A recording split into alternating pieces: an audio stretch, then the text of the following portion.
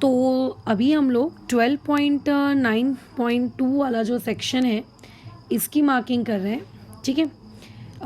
इसके पहले वाले सेक्शन की देखो मैंने पूरी मार्किंग एक्चुअली ना की थी, बट उस दिन कैसा है, मेरी जो डिवाइस है उसकी चार्जिंग ख़त्म हो गई, तो बेचारा सेव नहीं लिया उसने जिस फॉर्मेट में उसको लेना चाहिए, ठीक है। तो वो उसका बैकअप है मेरे पास, कैसा है मैं हर चीज़ का बैकअप रखती हूँ ऐसी ही आपातकालीन चीज़ों के लिए।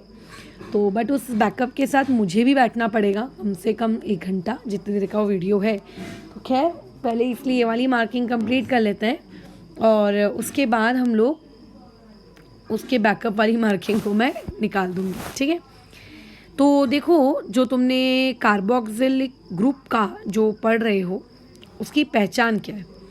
अगर कभी किसी चीज़ के पीछे COOH लगा हो तो बेसिकली वो आप लोगों का कार्बोक्सिलिक ग्रुप है। अब कैसा होता है, जब अपन लैब में प्रैक्टिकल करते हैं, एक्चुअल में आप करोगे अगर आपने 11th-12th के बाद, ठीक है, ग्रेजुएशन में केमिस्ट्री को एज अपना सब्जेक्ट चूज़ किया तो आप डेफिनेटली करोगे। हमें टेस्ट करने होते हैं, हमें कुछ केमिकल्स मिलते हैं, कुछ पाउडर्स मिलते हैं, कुछ लिक्विड्स मिलते हैं, हमें आइडेंटिफाई करना रहता है कि उसके अंदर में कार्बोक्सिलिक एसिड है या उसके अंदर में कार्बोक्सिलिक एसिड नहीं है, ठीक है। तो ऐसे केस में द मोस्ट फेमस टेस्ट जो सदियों से यूज़ होता आ रहा है इस लिटमस टेस्ट, जो कि आपने भी लोअर क्लासेस में छोटे स्टैंडर्ड में अपने स्कूल वगैरह में इसके बारे में सुना ही होगा। कैसा रहता है, हम लोगों को ये बताया जाता है स्कूलों में कि अगर एसिड है तो आप उसमें कौन सा लिटमस पेपर डालिए, ब्लू लिटमस पेपर डालिए। जब आप ब्लू लिटमस पेपर एसिड में डालेंगे तो आपका ब्लू लिटमस पेपर कन्वर्ट हो जाएगा रेड में। तो ये चीज़ इंडिकेट करेगी कि आपका जो कंपाउंड है वो एक एसिड है, राइट। सही मैं कह रही हूँ। तो यही सेम टेस्ट आप लैब में भी यूज़ कर सकते हो, किसी चीज़ के अंदर एसिडिक कैरेक्टर है या एसिडिक कैरेक्टर नहीं है। But please focus on my word, क्या कहा मैंने, किसी चीज़ के अंदर एसिडिक कैरेक्टर है या एसिडिक कैरेक्टर नहीं है, इस चीज़ को पता करके देगी। वो ये पता करके नहीं देने वाली, ठीक है, वो ये पता करके नहीं देगी कि उसके अंदर COOH वाला ही ग्रुप है। अब बताओ, HCl एसिड है, HNO3 एसिड है ना। अगर तुमने इन दोनों लिक्विड्स में लिटमस पेपर डाला, यही तुम्हारा ब्लू वाला लिटमस टेस्ट परफॉर्म किया, तो क्या वो ब्लू से रेड नहीं होगा? तुम बोलोगे हाँ मैडम होगा, बिल्कुल होगा, ब्लू से रेड होगा, राइट। बट क्या उनमें COOH ग्रुप है? सोचो जरा एक बार, HCl में, H2SO4 में, HNO3 में नहीं यार, उनमें तो नहीं है। तो मतलब इस टेस्ट की लिमिटेशन क्या है? इस टेस्ट की लिमिटेशन ये है कि भाई ये जो टेस्ट है ये सिर्फ ये बता सकता है कि हाँ गिवन पाउडर में या गिवन आपका जो भी है कंपाउंड आपको कॉलेज में आपके टीचर्स ने दिया है उसके अंदर एसिडिक कैरेक्टर है, बट वो ये नहीं बताएगा कि उसके अंदर COOH है, ठीक है। तो इसीलिए इसको जस्ट एक ऐसा टेस्ट माना जाता है जिससे आप ये पता लगा सकते हो कि देखो ये ऐसा ये इसमें एसिड होगा, इसके अंदर एसिड नहीं होगा, है ना। और अगर एसिड होगा तो कौन सा वाला एसिड होगा, COOH होगा कि नहीं होगा, उसको पता लगाने के लिए फिर हम लोगों को थोड़े बहुत कन्फर्मेटरी टेस्ट करने होते हैं। वो कन्फर्मेटरी टेस्ट फिर हम लोग करते हैं, ठीक है। वो कन्फर्मेटरी टेस्ट हमको करने पड़ते हैं। जैसे क्या है, मेरे कंपाउंड में मैडम ने एसिड डाला और मेरे बाजू वाले के कंपाउंड में मैडम ने एसिड नहीं डाला, राइट। तो हम लोग क्या करेंगे, हम दोनों लिटमस टेस्ट करेंगे, तो बराबर वो लिटमस टेस्ट करेगा, मैं भी लिटमस टेस्ट करूँगी। उस केस में अगर एसिड नहीं मिलेगा तो वह एसिड के आगे के कोई टेस्ट नहीं करेगा, उसका टाइम बच जाएगा।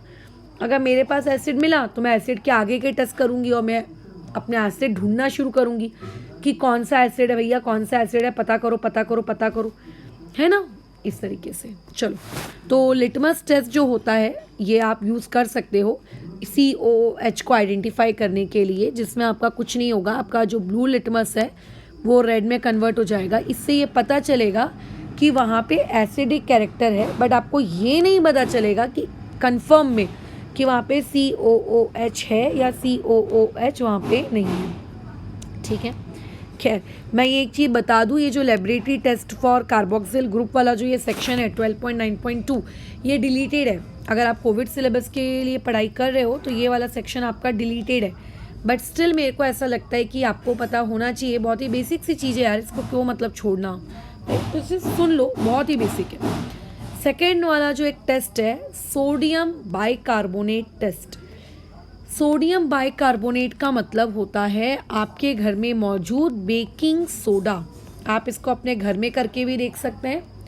ठीक है, अब जैसे तुम्हारे घर में जो नींबू होता है, नींबू में होता है सिट्रिक एसिड, हम सब जानते हैं, है ना, और भी बहुत सारी चीज़ों में एसिड होता है, but nimbu is the most convenient option we have, या sorry we had in our kitchen, we have in our kitchen, we the most convenient option we have. तो आप नींबू खरीदिए, उसे काटिए, एक कटोरी में आप बेकिंग सोडा लीजिए, आप नींबू को निचोड़िए, उसका रस टपकना चाहिए बेकिंग सोडा के ऊपर। अब जब नींबू का रस टपकेगा, क्योंकि नींबू सिट्रिक एसिड है, और नींबू के सिट्रिक एसिड के फॉर्मूले को ज़रा गूगल सर्च करना, उसके फॉर्मूले में तुमको देखना COOH जरूर दिखेगा।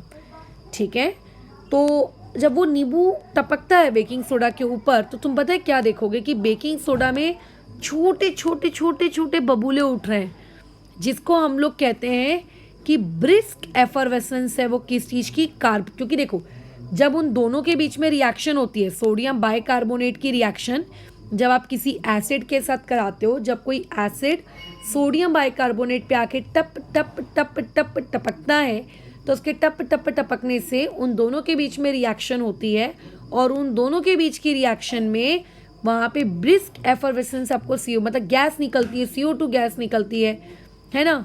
और जैसे ही CO2 गैस निकलती है, आप ये बता सकते हो कि हाँ यार, वहाँ पे जो भी कंपाउंड था, जो भी आपने ऊपर से डाला, उस ऊपर से डलने वाले कंपाउंड के पास COOH ग्रुप मौजूद था। ठीक है, बराबर क्या है, ये चीज़ मौजूद थी। तो ये एक बहुत इम्पॉर्टेंट चीज़ है इस बात को कंफर्म करने के लिए कि आपको जो सब्सटेंस मिला है उस सब्सटेंस के पास COOH ग्रुप है। कंफर्म, ये लैब में कंफर्मेटरी टेस्ट के नाम से जाना जाता है। एक होता है जनरल टेस्ट, जैसे जब आप डॉक्टर के पास जाते हो, आप अपने सिम्टम्स बताते हो, डॉक्टर बोलता है कि अच्छा वायरल हो गया होगा, बट वायरल में भी तो अलग अलग प्रकार होते हैं ना, कौन सा वाला वायरल हुआ होगा। तो उस चीज़ को कंफर्म करने के लिए वो आपकी ब्लड टेस्ट करवाता है, या वॉट एवर द टेस्ट ही और शी कंडक्ट्स, रिपोर्ट आती है, यू गेट कंफर्म कि मुझे ये हुआ है, मुझे वो हुआ है। तो सिमिलरली जब भी हमें कोई भी कंपाउंड लैब में मिलता है, हम उसकी टेस्ट करते हैं, उससे हमें ये पता चल जाता है कि हाँ यार इसके अंदर एसिडिक कैरेक्टर है। क्योंकि होता क्या है, जो आपकी मतलब लैब मैनुअल बुक होती है ना, वो 3 पार्ट्स में क्लासीफाई होती है। एक होती है एसिडिक पार्ट में, एक होती है बेसिक पार्ट में, और एक होती है न्यूट्रल पार्ट में। अगर मुझे ये पता चल गया कि मेरा कंपाउंड एसिडिक में है, तो मैं बेसिक और न्यूट्रल वाले पार्ट को देखूंगी नहीं। और ऐसा नहीं है कि वो पार्ट कोई बहुत छोटे पार्ट्स होते हैं कि यार छोड़ो यार, इग्नोर करो इनको, बहुत कर लेते हैं करके यार, कर लेते भैया, बहुत बड़े बड़े होते हैं, 15-15 पन्ने के टेस्ट होते हैं, बहुत सारे अलग अलग प्रकार के। तो फिर मैं अपना पूरा फोकस एसिड में डालूंगी। बट एसिडिक में भी उसके पास COOH ग्रुप है कि नहीं है, ये कैसे पता लगाएंगे? तो उसको कंफर्म करने के लिए सोडियम बाइकार्बोनेट होता है। ठीक है, अब जैसे जो आपका फिनॉल होता है, फिनॉल का मतलब होता है कि बेंजीन रिंग, थोड़ा साउंड का तुम्हें आएगा इशू, क्योंकि अब मैं किसी और क्या हूँ तो उनको बोल तो सकती नहीं हूँ कि चुप रहो। खैर, फिनॉल यानी कि बेंजीन रिंग विथ OH, ये फिनॉल जो होता है ना, ये भी एसिडिक होता है। अगर आप लिटमस टेस्ट देंगे, मैं ये वाला वीडियो बना लूँ फिर वहाँ जाके अपलोड कर लूँगी, ठीक है ना। तो ये ऐसी बाती चलती है तुम्हारे वीडियो में? नहीं, आज पहली बार है एक्चुअली। तो मैं क्या कर सकती हूँ, मैं किसी को शांत होने के लिए बोल नहीं सकती ना, एडजस्टमेंट करना पड़ेगा। कैसा अलग ही शो चल रहा है तुम्हारा?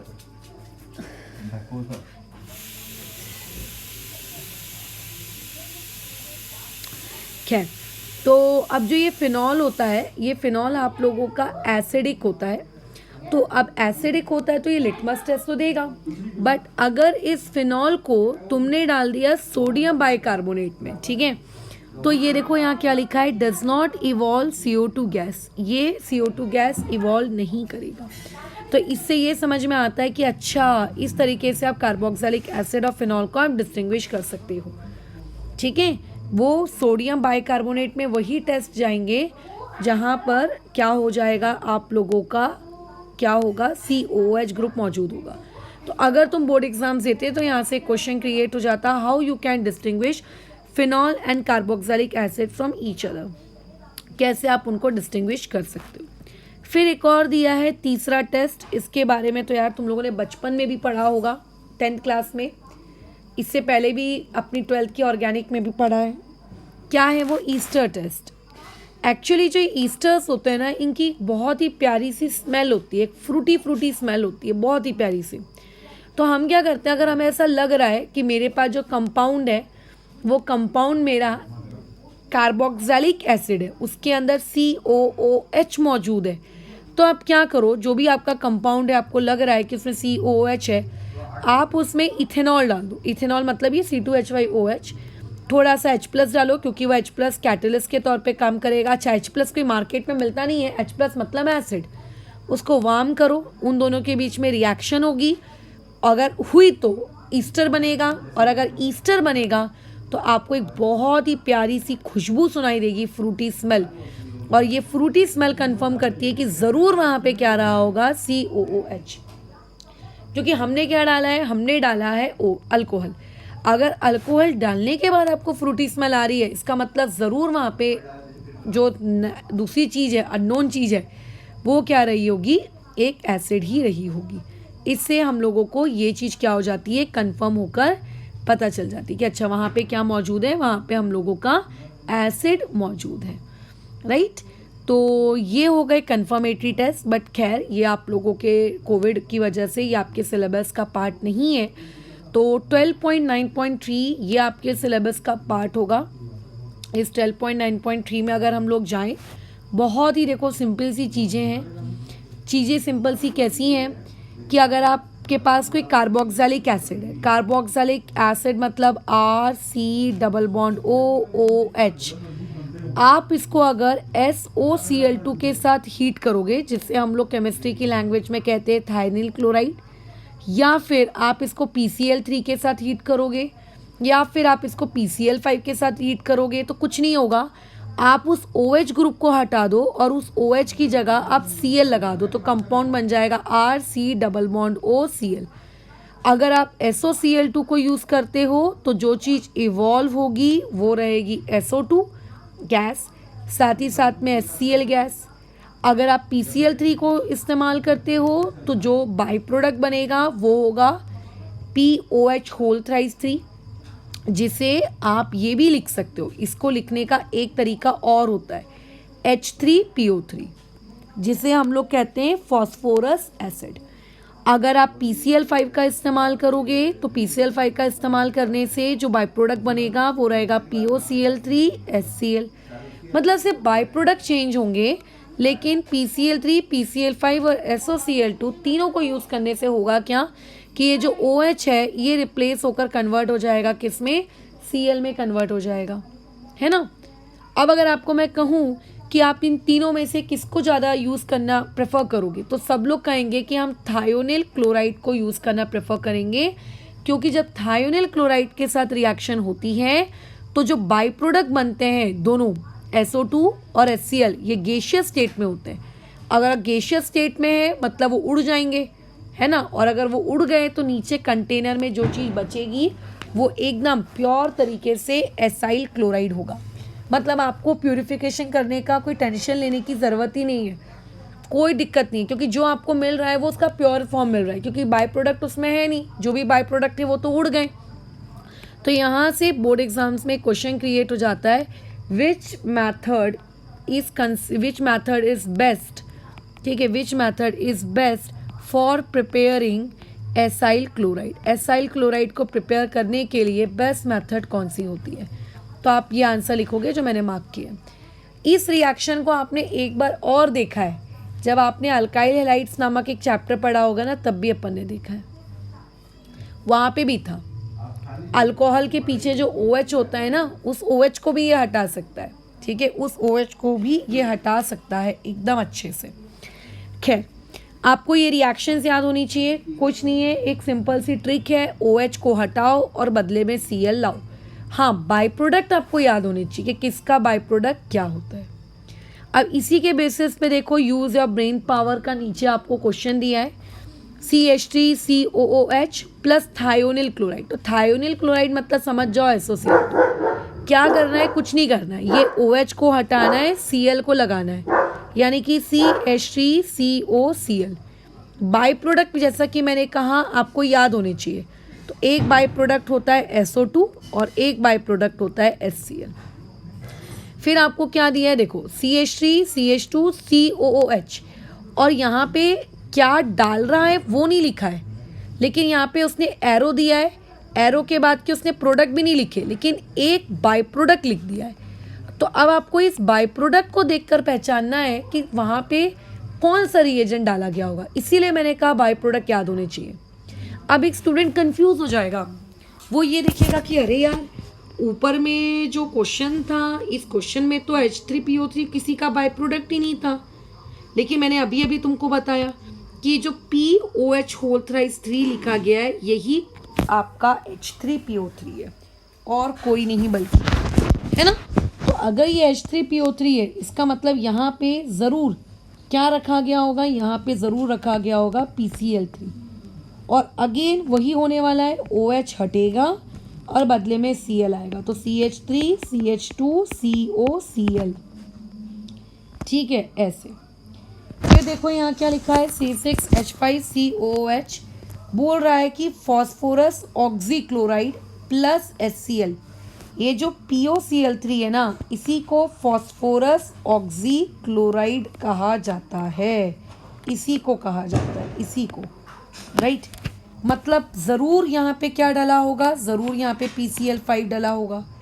आपको क्या करना है, आपको कुछ नहीं करना है, OH को हटाना है, Cl को इंट्रोड्यूस करना है, तो C6H5COCl आ जाएगा, राइट। अच्छा, ये देखो हो गया।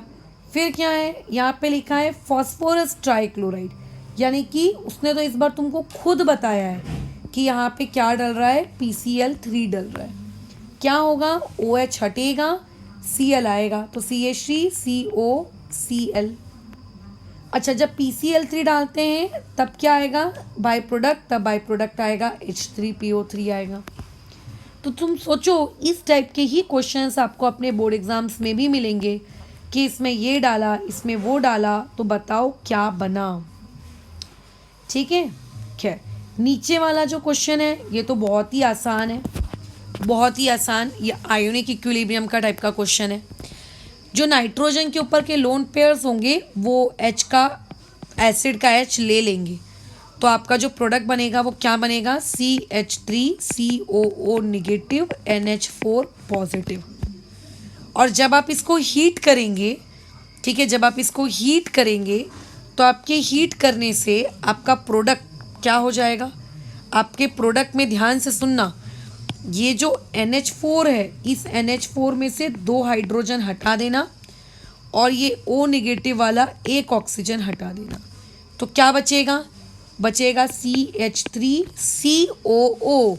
तो सिर्फ C और O निगेटिव तो हट गया, NH4 पॉजिटिव, तो N तो रहेगा, लेकिन 4 हाइड्रोजन में से 2 हट गए, तो क्या रहेगा, 2 हाइड्रोजन और प्लस भी हट गया। और इस पर्टिकुलर फंक्शनल ग्रुप को हम लोग IUPAC में कहते हैं एमाइड्स, पढ़ाया है ना तुमको। फिर नीचे वाले में आते हैं, नीचे वाले में बोल रहा है कि यहाँ क्या डाला था, फिर NH3 डाला, फिर पता नहीं क्या बना, फिर उसको हीट किया तो ये बना। तो समझ जाओ अभी जैसा मैंने तुम्हें स्टार्टिंग से सीधा लेकर आई हूँ, अब तुम उल्टा चलो। अगर फाइनल प्रोडक्ट NH2 बन रहा है मतलब ज़रूर ये बीच वाली स्टेप में क्या होगा, C6H5 NH2 के बदले NH4 पॉजिटिव रहा होगा, CO के बदले में एक और O रहा होगा और उसके ऊपर निगेटिव रहा होगा ऐसे, और NH3 है ना। तो अभी ये चीज़ कैसे बनी है, मैंने ऊपर बताया था तुमको कि ज़रूर उस एसिड ने अपना H लूज़ कर दिया होगा, तो उस एसिड को वापस से उसका H दे दो। उल्टा सोचो, उल्टा तो क्या होगा, C6H5COOH ऐसे। ठीक है, तो इस तरीके से आपको इस सवाल को करना है। इस क्वेश्चन को अपनी नोट्स में इंक्लूड करना आज की मार्किंग के। बाकी ये टेस्ट तो क्योंकि डिलीटेड सिलेबस में है तो आपको इसको इंक्लूड करने की ज़रूरत नहीं है। अभी जो मैंने ये आखिरी की 2 रिएक्शंस बताई ना आपको, यही 12.9.4 है, मतलब अमाइड कैसे बनाएंगे एसिड से। अभी ऊपर हमने क्या बनाया, एसिड से एसाइल क्लोराइड बनाया। अब हम यहाँ क्या बना रहे हैं, एसिड से अमाइड बना रहे हैं। तो एसिड से अमाइड कैसे बनता है, पहले अमोनिया डाला तो ये एक आयन वाली जैसी कुछ चीज़ बन जाएगी, फिर उसको हीट किया तो फिर जाके आपका एसिड अमाइड बनेगा, राइट। तो ऐसा एक क्वेश्चन क्रिएट किया जा सकता है आप लोगों का कि हाउ विल यू प्रिपेयर, ठीक है, how will you prepare acid amide ये फ्रॉम कार्बोक्सिलिक एसिड, जिसे मैं शॉर्ट फॉर्म में Ca लिख रही हूँ। तो यहाँ से लेके ये आंसर आएगा आपका, ठीक है, ये आंसर। और मैं बता दूँ ऑर्गेनिक केमिस्ट्री में कभी भी ऐसा बड़ा पैराग्राफ टाइप का क्वेश्चन आपको नहीं मिलेगा, आपको छोटा छोटा मिलेगा। इसमें ये यूज़ योर ब्रेन पावर ऐसा ही मिलेगा, ध्यान रखना। तो अपना दिमाग याद रखना, रिएक्शंस के तरीके याद रखना। अच्छा, अभी देखो डू यू नो वाले फैक्ट पे आते हैं। इसी टाइप के क्वेश्चंस आपको देखना यूजुअली एंट्रेंस टेस्ट वगैरह में देखने को मिलते हैं। देखो एक बेंजीन रिंग है, इधर COH है, इधर भी COH है। एक बेंजीन रिंग जिसमें 2 COOH होते हैं, वो भी आजू बाजू, इसे कहते हैं हम लोग थैलिक एसिड। तो इस चीज़ को सबसे पहले अपने नोट्स में डाल देना। MHTCT में हो सकता है 1 मार्क के लिए पूछे which of the following is phthalic acid, तो आपको पता होना चाहिए इसे थैलिक एसिड कहते हैं। इसमें ध्यान रखना हमने 2 टाइम्स ऑफ NH3 डाला, 2 टाइम्स मतलब 2 अमोनिया, एक ऊपर वाले के लिए एक नीचे वाले के लिए, राइट। अच्छा, अब क्या होगा, क्या बनेगा, जैसा कि मैंने ऊपर बताया, CO negative NH4 positive, COO negative NH4 positive. फिर अपन ने हीट किया तो जैसे मैंने बताया, यहाँ से 2 हाइड्रोजन और प्लस हटा दो, एक ऑक्सीजन और नेगेटिव हटा दो, ये देखो ये बन गया। अब कई लड़कियों को लगता है कि रिएक्शन यही रुक गई, बट ये एक बहुत इंपॉर्टेंट स्टेप है, आपके बोर्ड्स में भी आ सकती है। इसको एक क्वेश्चन बल्कि नोट्स में ही लिखना है इस पूरी रिएक्शन को, लेकिन वेरी इंपॉर्टेंट। जब 2 अमाइड्स आजू बाजू होते हैं, जब ये 2 अमाइड्स CONH2 CONH2 जब आजू बाजू होते हैं, जब 2 अमाइड्स आजू बाजू होते हैं तो अमोनिया एलिमिनेट हो जाता है। कैसे, ऊपर के NH2 को हटा दो, नीचे का एक हाइड्रोजन हटा दो, तो क्या बचेगा, C बचेगा, O बचेगा। देखो ये रहा C, ये रहा O। अच्छा, C और O के बीच में क्या दे देने का, डबल बॉन्ड। नीचे में भी एक C बचेगा, नीचे में भी एक O बचेगा, ये रहा C, ये रहा डबल बॉन्ड O। और यहाँ का NH2 तो हट गया, बट नीचे वाला एक N बचा, तो ये N दोनों C से कनेक्ट होगा और एक हाइड्रोजन बचेगा क्योंकि हमने तो एक ही हाइड्रोजन निकाला। तो इसका एक क्वेश्चन क्रिएट कर लेना, 1 मिनट, इससे क्वेश्चन क्रिएट कर लेना और उसको लिखना कि how will you prepare phthalimide PHTHLAIMI phthalimide from phthalic acid. ये बहुत इंपॉर्टेंट है, ठीक है, कैसे आप प्रिपेयर करोगे, राइट। तो बस इस चीज़ की मार्किंग को फ़िलहाल हम लोग अभी यहाँ रोकते हैं। इसकी आगे की मार्किंग अब हम लोग कल कंटिन्यू करेंगे, ठीक है। और अच्छा, एक और ये बीप बात करा लेती हूँ, फिर कंटिन्यू करेंगे कल से। 12.95 क्योंकि शोर गुल कुछ ज़्यादा ही हो रहा है, मुझे भी डिस्टर्ब हो रहा है काफ़ी। और आई थिंक मैंने ये वाला सेक्शन अभी पढ़ाया भी नहीं है ना, इसीलिए। देखो क्या बोल रहा है कि acid amides can also be prepared, मतलब एसिड अमाइड बनाने का सिर्फ एक तरीका नहीं है। ये जैसे मैंने लिखा ना, how will you prepare acid amide, मैंने क्या कहा, यहाँ से यहाँ तक अपना आंसर लिख दो। तो ये हो गया उसका एक तरीका। अब उसको प्रिपेयर करने का दूसरा तरीका, ये बहुत इंपॉर्टेंट रिएक्शंस है। आप एसाइल क्लोराइड ले आओ, RCOCl, उसकी रिएक्शन NH3 के साथ करो। अब देखो RC डबल बॉन्ड OCl और NH3, और मैं तुम्हें कितनी बार बता चुकी हूँ कि NH3 वाली जो रिएक्शंस होती हैं उनमें हमेशा एक हाइड्रोजन जाता है। तो NH3 में से एक हाइड्रोजन चला जाएगा, ये Cl चला जाएगा, तो देखो क्या बन गया, HCl। और जो बची हुई चीज़ें हैं, बची हुई चीज़ें क्या हैं, देखो R बच गया, C बच गया, डबल बॉन्ड O बच गया, Cl तो चला गया, नाइट्रोजन बच गया और 2 हाइड्रोजन बच गए, इन दोनों को जोड़ दो, ये लो बन गया एसिड अमाइड। तो अगर इस तरीके का क्वेश्चन आता है कि how will you prepare acid amide from carboxylic acid, तो आप ये पैराग्राफ लिखोगे। अगर ये क्वेश्चन आएगा कि हाउ विल यू प्रिपेयर, मैं पूरा क्वेश्चन नहीं लिख रही हूँ, ये तुम लिख लेना, हाउ विल, चलो लिख देती हूँ, how will you prepare acid amide from acyl chloride, तो ये वाला पार्ट लिखोगे। इवन इस टाइप के क्वेश्चन डायरेक्टली पूछे जा सकते हैं, इसमें ये डाला, इसमें ये डाला, तो बताओ क्या बना। तो आपको अपने दिमाग में स्टोर करना है कि अच्छा जब ये दो चीज़ें साथ में आती हैं तो यहाँ से एक हाइड्रोजन हटाते हैं, यहाँ से Cl हटाते हैं और चीज़ों को क्लब करते हैं, आपको अपने दिमाग में याद रखना है, ठीक है। और ये जो ऊपर वाला पैराग्राफ था, यहाँ से क्वेश्चन बना लो कि how will you prepare acyl chloride from carboxylic acid. अगर ये आ जाता है तो यहाँ से लेके यहाँ तक लिखोगे और ये 3 रिएक्शंस लिख दोगे, ख़त्म, ठीक है। इसके आगे की marking, formation of acid anhydride, decarboxylation, reduction, ये अब हम सब कुछ कल कंटिन्यू करते हैं। देख लेती हूँ एक बार मैं, कहीं कुछ एक्सरसाइज में तो नहीं है कुछ क्वेश्चन। देखो मैंने आज तुम्हें एक वीडियो शेयर किया था, मुझे ऐसा लगा कि अरे यार ये इतना इम्पोर्टेंट टॉपिक तुम्हारे टेक्स्ट बुक में नहीं है, दूँ कि नहीं दूँ, लेकिन देखो एक्सरसाइज में उससे रिलेटेड क्वेश्चन है। सोचो टेक्स्ट बुक में वो टॉपिक नहीं है बट इसमें है, इसलिए मेरे को लगा क्योंकि इतना इम्पोर्टेंट टॉपिक है कैसे छोड़ा जा सकता है। खैर, तो वो मैंने दिया है, तो उसको पढ़ाया है, तो उसके बेसिस पे इसकी मार्किंग भी करवाऊँगी क्योंकि है भी। और आगे देख लेती हूँ कि अभी हमने जो पढ़ा उसके बेसिस पे कुछ मिल रहा है क्या, ना पीछे कुछ नहीं है, ठीक है। तो रिएक्शंस का रोज जाप करो, इसमें ये डालेंगे तो ये होगा, ऐसा होगा, ऐसा होगा, इमेजिन करो, आंखें बंद कर करके बोलो, तभी आपको